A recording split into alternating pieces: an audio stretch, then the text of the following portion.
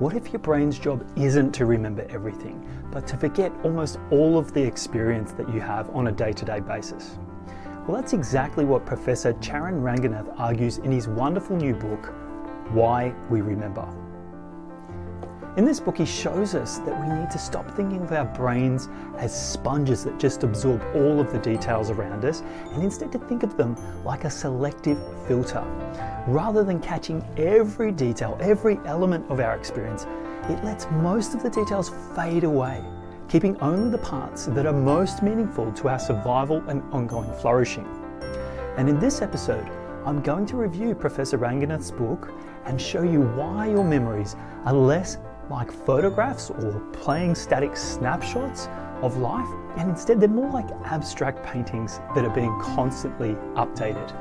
And stick around, because I'm going to show you why forgetting might just be the most important thing your brain does.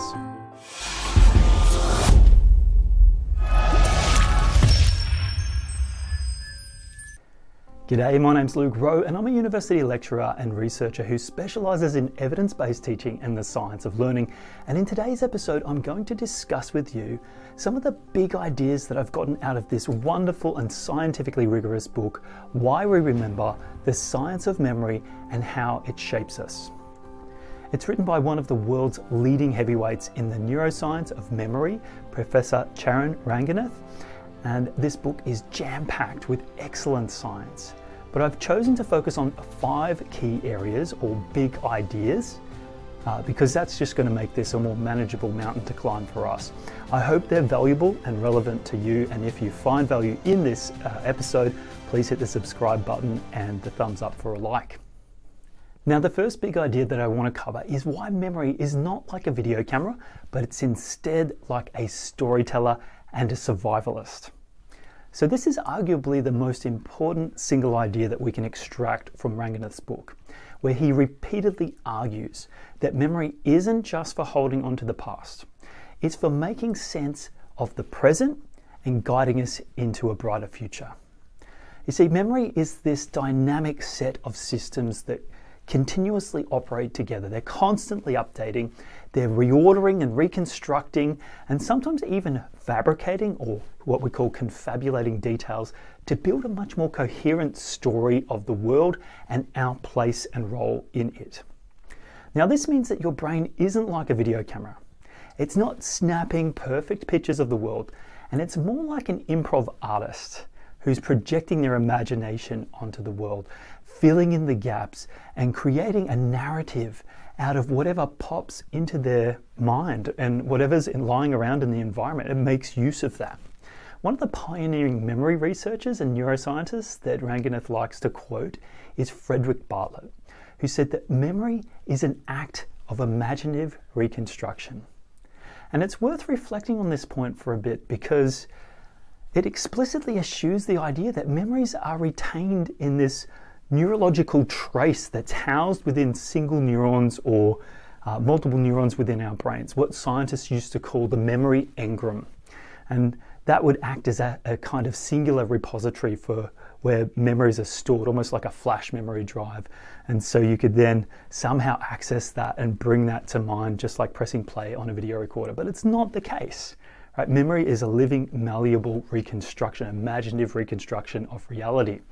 And Ranganath illustrates this point by appealing to an evolutionary perspective here, where he argues that taking in all of the information indiscriminately, like a video recording, would be a stupid idea. It wouldn't be an efficient way for nature to operate. Now, why is that? Well, if you think about what it would mean for a memory of a 10-minute phone call or a 10-minute video, you'd have to then sift back through that full 10 minutes to recall what happened, right? And to then press pause to get the detail and focus in on the detail that you were looking for.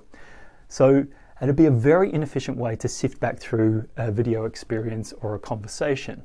Thankfully, our brains are much more selective than this, and only the most relevant bits are captured into the gist of our memory. So by forgetting the majority of details, our memory systems are much more metabolically efficient, and they allow us to reuse and recycle the information by helping us refine our mental models of the world so that we can come at every experience with a head start, in the sense that we're already having prior models, or what we call mental schemas, that are filled with preconceived expectations about how the world operates and the objects and phenomena in that world.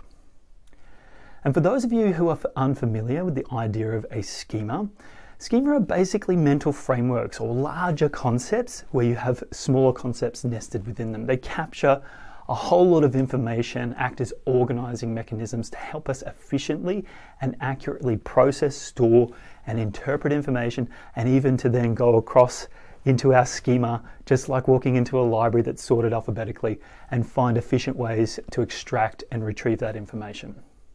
For example, I might have a schema for a dog that suggests that if it has 4 legs, a wagging tail, a long snout, and is walking on a lead with a human in tow, then it's probably a dog, even if I've never actually seen that exact dog before, right? So I'm making an inference or a generalization based on my schema, my template of what a dog is. So a schema, it allows us to make generalizations from one experience to the next based on what is typical of those kinds of situations, those objects, or those places. Now on page 56 of Ranganath's book, he says that the way the human brain uses schemas to construct new memories is not unlike how an architect uses a blueprint to design houses. So the brain is an expert at constructing schemas or generalized mental models of the world, and it's far less effective at retaining all of the nitty-gritty details, because it simply doesn't need to waste that much time and energy when it can get away with extracting just the essence of that experience and recycling past ideas to make inferences and fill the gaps of the things that it didn't record. Ranganath goes on to say that what we often see as the flaws of memory are also its features. We forget because we need to prioritize what is important so we can rapidly deploy that information when we need it. Our memories are malleable and sometimes inaccurate because our brains were designed to navigate a world that is constantly changing. What was once a prime foraging site might now be a barren wasteland. A person we once trusted might turn out to pose a threat. Human memory needed to be flexible and adapt to context more than it needed to be static and photographically accurate. End of quote. But while our schemas make our brains much more efficient at recycling ideas, one of the drawbacks of our brain's tendency to skip over the details is that we can sometimes take our inferences too far by making stuff up, making up false memories, sometimes what scientists call confabulations. All right, so we overgeneralize from our prior mental models and project them into the current world where that doesn't fit, the template doesn't always work. And it's these confabulations that explain why eyewitness testimonies can sometimes be so unreliable, and why we sometimes vividly remember events from our childhoods that may never have happened, and why our memories can be influenced by something as subtle as a single word or a suggestion. For example, let me do a brief thought experiment with you. I'll briefly read out a list of 7 words, and your job is to recall them once I've finished. The words are bed, pillow, dream, tired, doze, night, yawn. Now I'll give you 10 seconds to try and recall those words.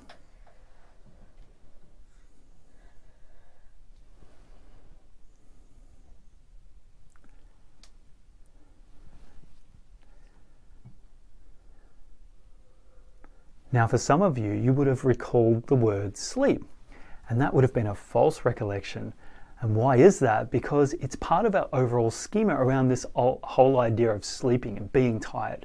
So many people are prone to confabulating or misremembering those kinds of terms that are created as a part of a semantic network in the schema that they have of sleep. And in this particular case, I was illustrating the Dease-Roediger-McDermott or DRM paradigm, which activates our mental schema for sleep by leveraging the associative networks within our semantic memory systems. And that creates a false recollection. And in this case, we would misremember the word sleep. Ranganath explains this on page 35 of his book. He says this: our memories are suggestible because our brains are constantly working to make sense of ambiguous or incomplete information. This can lead to errors, but it also allows us to form flexible narratives that help us adapt to new situations. And this is why Ranganath refers to this as memory's constructive nature. So the memory has a constructive nature to it. It's less like a video recording and more like an artist painting a picture, or a movie director piecing together fragments, different fragments of the film to create a compelling story, a coherent narrative.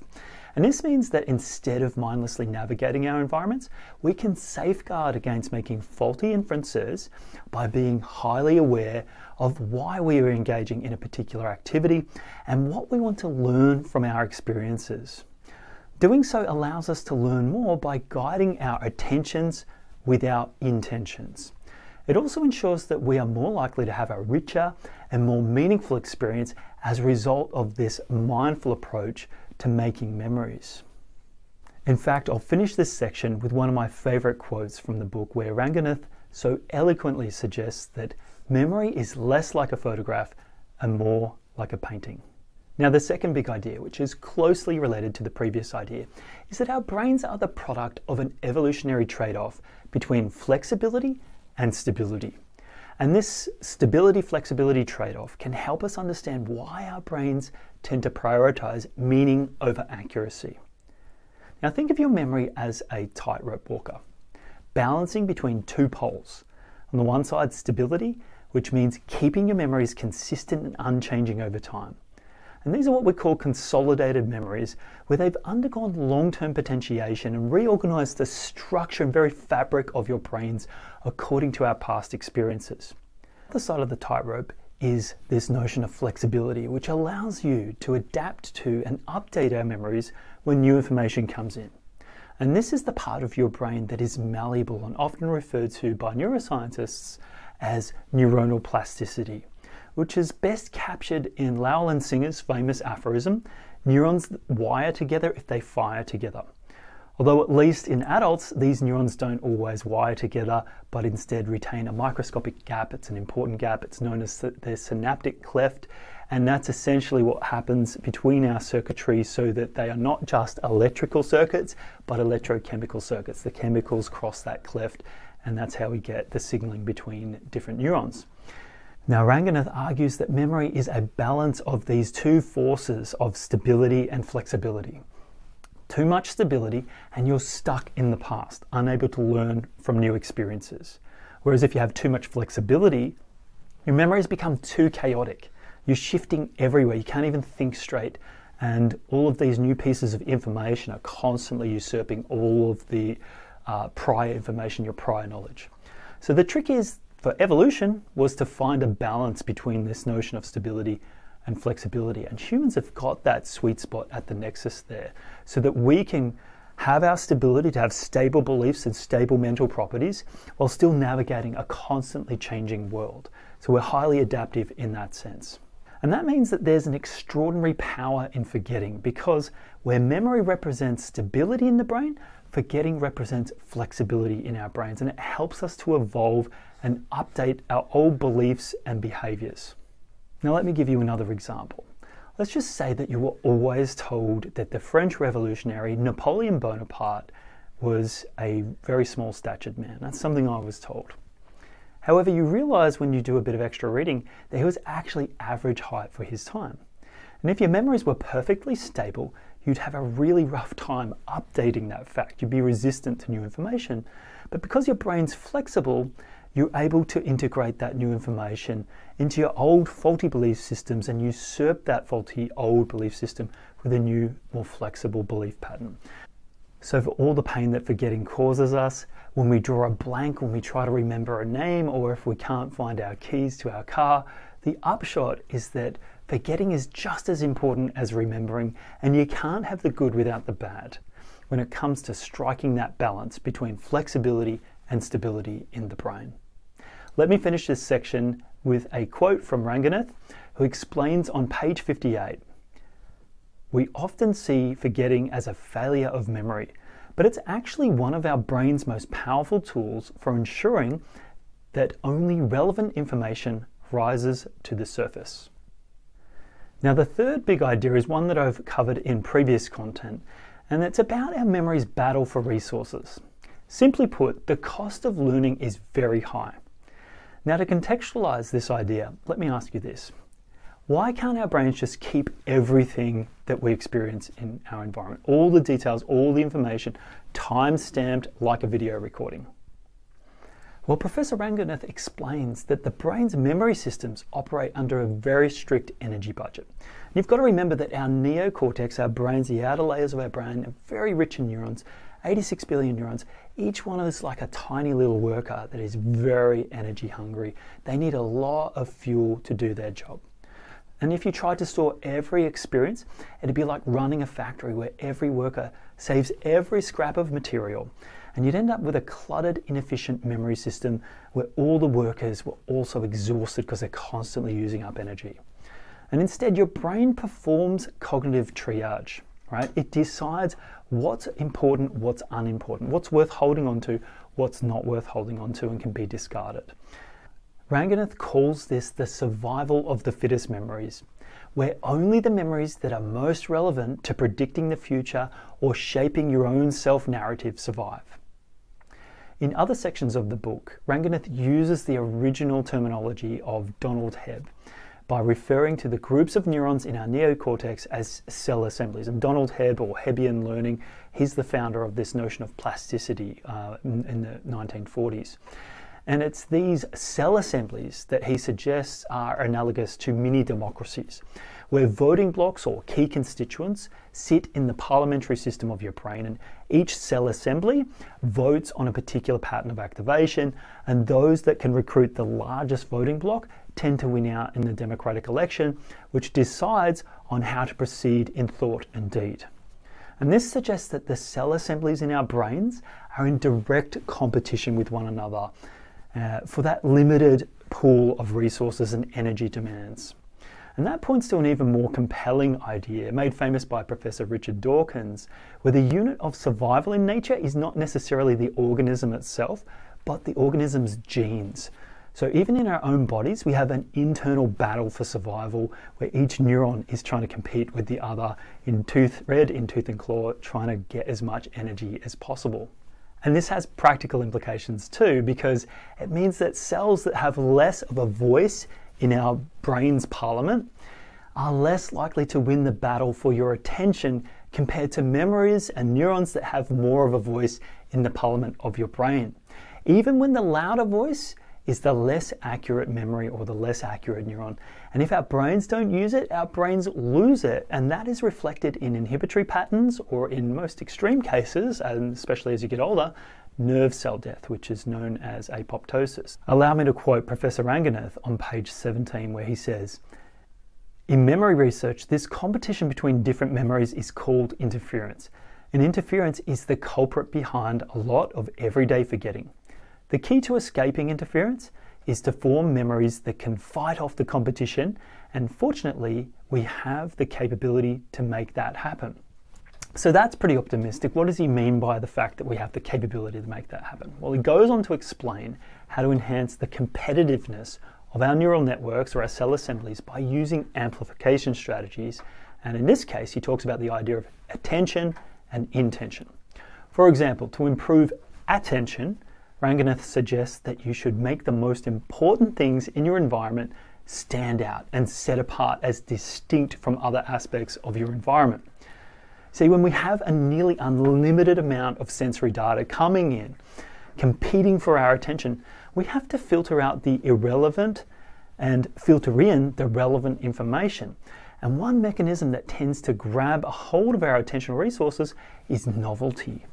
So what he's saying is that we can engineer or become architects of our environments to remove the irrelevant stimuli or competing stimuli and leave only that which is germane, which is also a key principle of Sweller's work on cognitive load theory, where we make the relevant germane and the irrelevant inane.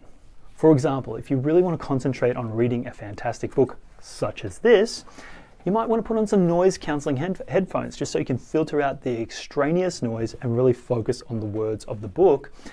And once you've done that, the second thing you can do is that intentional act where you start to ask yourself key questions so that you're not just reading haphazardly or mindlessly, but you're really focusing with the questions as your laser beam so that you're purposefully reading and paying great attention, orientating yourself to your learning goals as the spotlight upon which you shine when you're reading. And this basically means that giving yourself clear goals as to how you want to orientate and direct your limited attentional resources so that you're allocating your limited mental bandwidth to that which matters most and really taking it away from that which matters least. Right? And that's how you're going to achieve more of your learning goals. And this entails what Ranganath calls mindful memory making, where we intentionally explore that which is inherently meaningful about the connections of our prior knowledge and what's meaningful to our goals, to our values, and what's in our environment. So being mindful about making memories there. So I guess the lesson from this is to really rig our environments in favor of that which coheres with our learning goals and making the relevant germane and the irrelevant inane. Now, this fourth big idea is really about the relationship between episodic and semantic memory. Now, to help you distinguish between these two very closely related long-term memory systems, Ranganath suggests that you can think of episodic memory or episodic autobiographical memory as your own reflective journal, where your first-person experiences and life stories are kept within that, right? So it's your first-person recollection of life.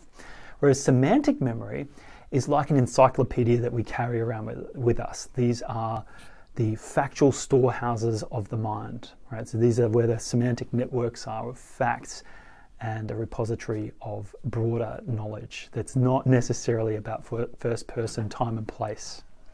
Now, Ranganath's own research is quite pioneering in this area, so I really like to listen up when he speaks about the idea of episodic and semantic memory. And he emphasizes that episodic and semantic memory don't work in isolation. They're like two co-pilots working together to help navigate this complex landscape of knowledge and experience and stimuli in front of us to integrate who we are with what we are in our surroundings relative to our surroundings. He argues that the most powerful memories are created when these two systems are working synergistically. Think of your semantic memory as a map that provides structure and coordinates, while your episodic memory is like the path that you're walking along when you're navigating that map in time and place. When these two memory systems align, they can create a much richer, more detailed memory that's anchored in personal experience and context.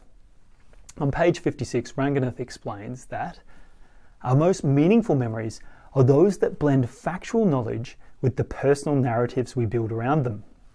The more vividly we can tie a fact to a specific experience, the more it will stand out against the sea of information stored in the brain's semantic networks.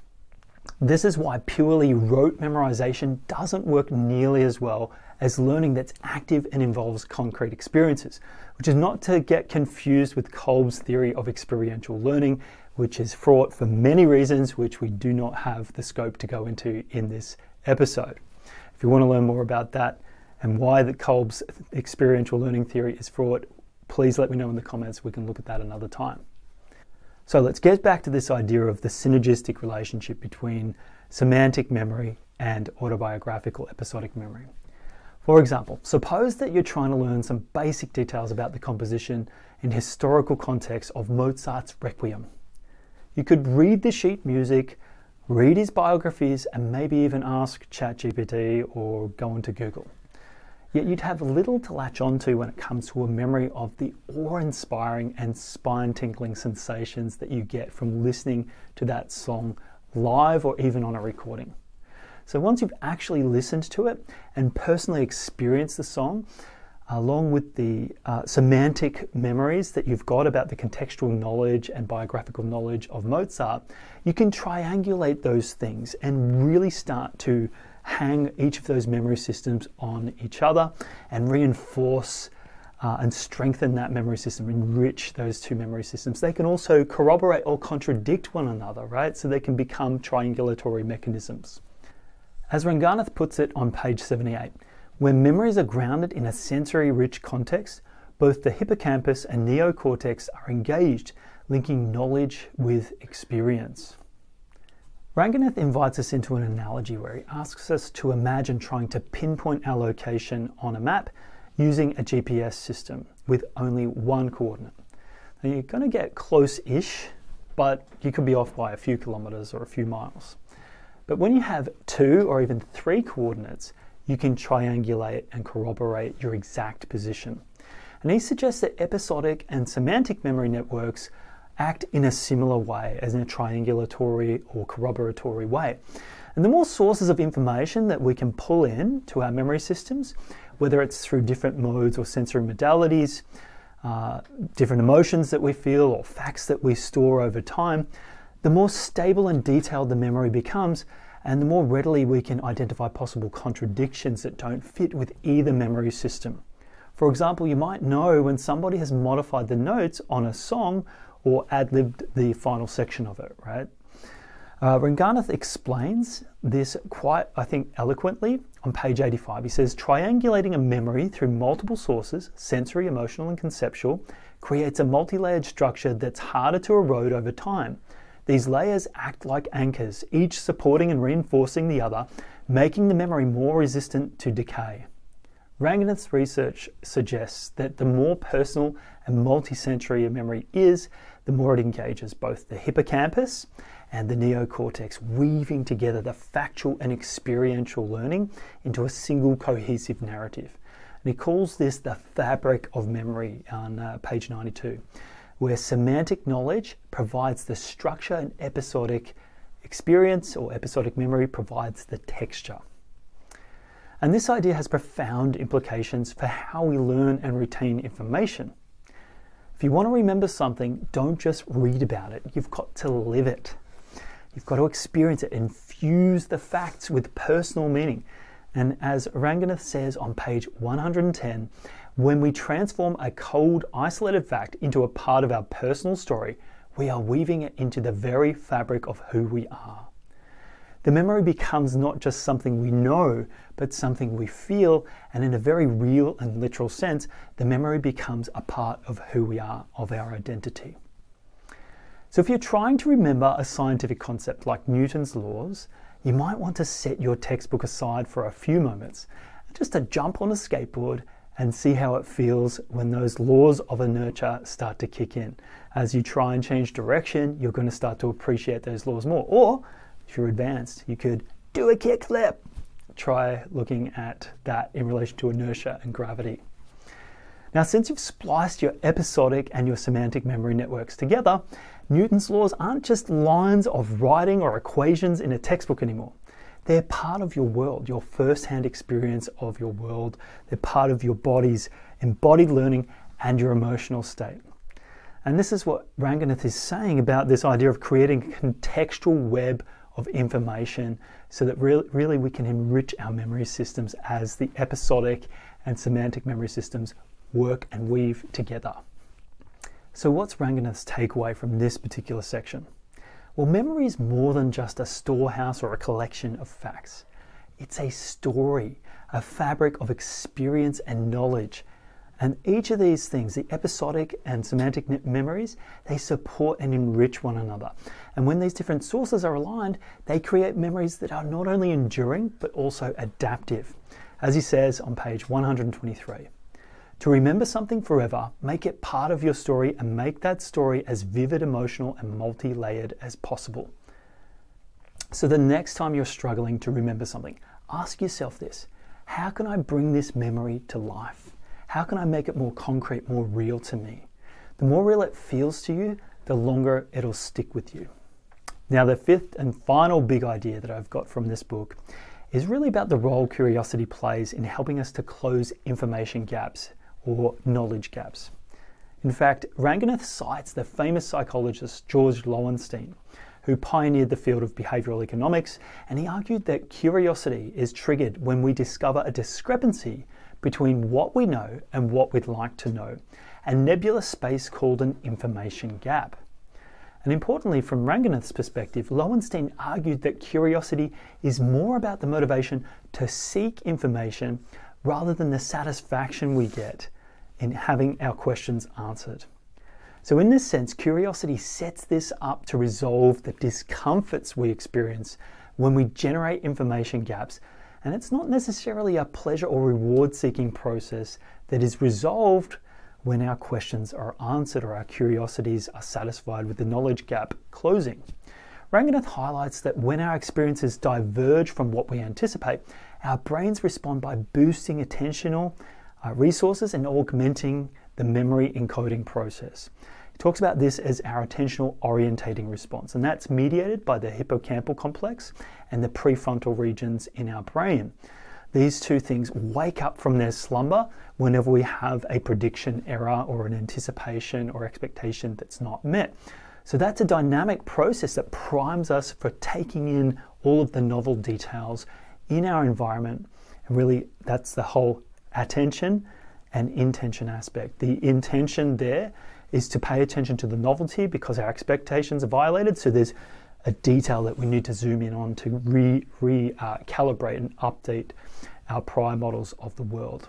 And according to Ranganath, this dynamic process helps enrich our knowledge base, and it strengthens our memories not just for the target knowledge that we're trying to close the gap on, but for the incidental knowledge, all the extrapolated aspects of that. So it illustrates how gaps in our understanding can become a trigger or a powerful driver for more generalizable learning. So curiosity for Ranganath is a prime example of how the dopaminergic system operates not just for rewards, we often talk about it as a reward center, but as a catalyst for memory enhancement. When we encounter something intriguing, such as an unanswered question or an unexpected fact or a violation to our expectations, our dopamine levels rise, and that stimulates the brain's hippocampal and prefrontal regions to focus and zoom in on gathering new information that will really target that knowledge gap. And that mechanism, which Ranganath calls curiosity-driven learning or curiosity-enhanced learning, supports the formation of new memories by linking them with the existing memory and knowledge structures via that semantic network and episodic personal experiential memory. So let's just quickly recap what we've learned throughout this video. Memory is not a video camera, but a storyteller and a survivalist. Memory is not a passive recording device, but it's an active storyteller.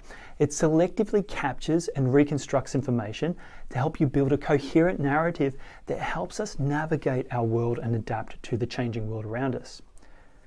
Now, the second thing we learned is that our memory systems are a byproduct of an evolutionary trade-off between stability and flexibility in the brain.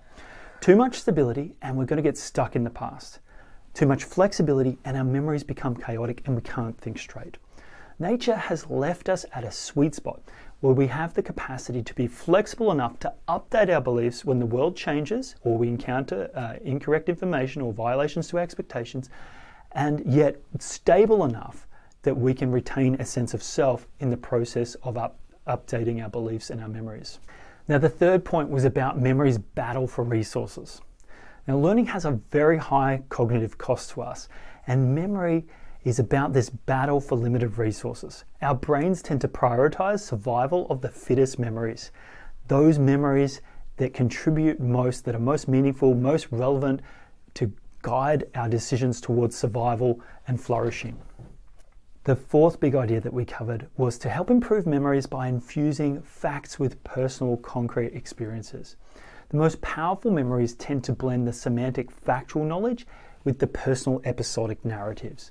So by linking the two, by linking facts with concrete experiences, we can create multi-layered or multimodal context-rich memories that are more likely to stick and be robust to forgetting over time. Now, the fifth and final big idea that we encountered was this idea about curiosity being the driver of learning by filling information gaps or closing knowledge gaps.